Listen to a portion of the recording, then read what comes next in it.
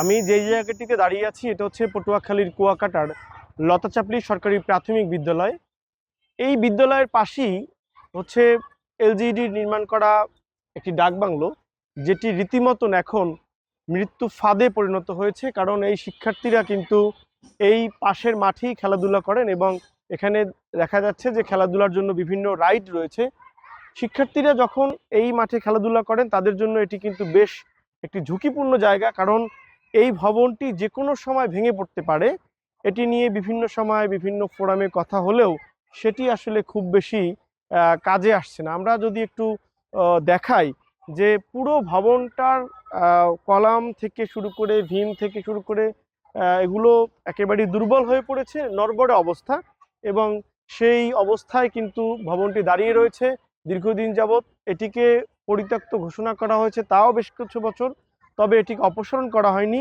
স্থানীয়রা বলছেন যে সাম্প্রতিক সময় মাইলস্টোন স্কুল অ্যান্ড কলেজে বিমান দুর্ঘটনায় যেমন হতাহত হয়েছে, পটুয়াখালীর এই এলজিইডির ডাকবাংলোটি এটি আরেকটি মাইলস্টোনের পরিস্থিতি তৈরি করতে পারে।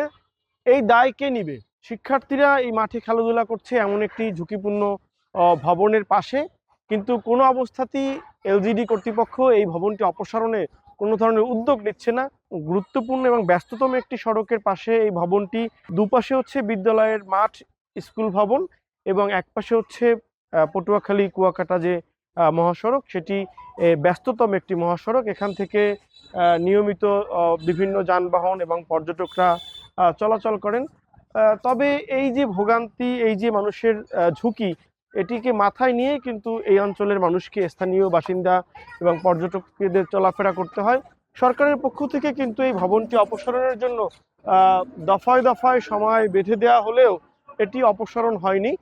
আরেকটি বিষয় হচ্ছে যে এই ভবনটি নিয়ে কিন্তু পটুয়াখালীর জেলা উন্নয়ন যে সমন্বয় সভা হয় জেলা পর্ষদের সভাপতিত্বে প্রতি মাসে, সে উন্নয়ন সমন্বয় সভায় কিন্তু এই ভবনটির এই বেহাল অবস্থা নিয়ে বা ভবনটির ঝুঁকিপূর্ণ পরিস্থিতি নিয়ে আলোচনা হয়েছে। তবে এর কোনো সুফল বা এর কিন্তু ফলাফল চোখে পড়েনি, যার ফলে বেশ কয়েকদিন পূর্বে এটি নিয়ে স্থানীয়রা মানববন্ধনের আয়োজন করেছিল। সেখান থেকে একটি সময়সীমা বেঁধে দেওয়া হয়েছে যে আগামী 15 দিনের মধ্যে এটি অপসারণের উদ্যোগ নেওয়া হবে। তবে সেটি আদৌ সম্ভব হবে কিনা তা নিয়ে কিন্তু স্থানীয়রা সন্দেহ প্রকাশ করেছেন। পটুয়াখালীর কুয়াকাটার স্থানীয় পর্যটন এবং এখানের পার্শ্ববর্তী প্রাথমিক বিদ্যালয় শিক্ষার্থীদের নিরাপদ রাখতে দ্রুত ভবনটি অপসারণ উদ্যোগ নেবে সরকার, এমনটাই প্রত্যাশা সবার। পটুয়াখালীর কুয়াকাটা থেকে আমার কাছে এই ছিল সর্বশেষ।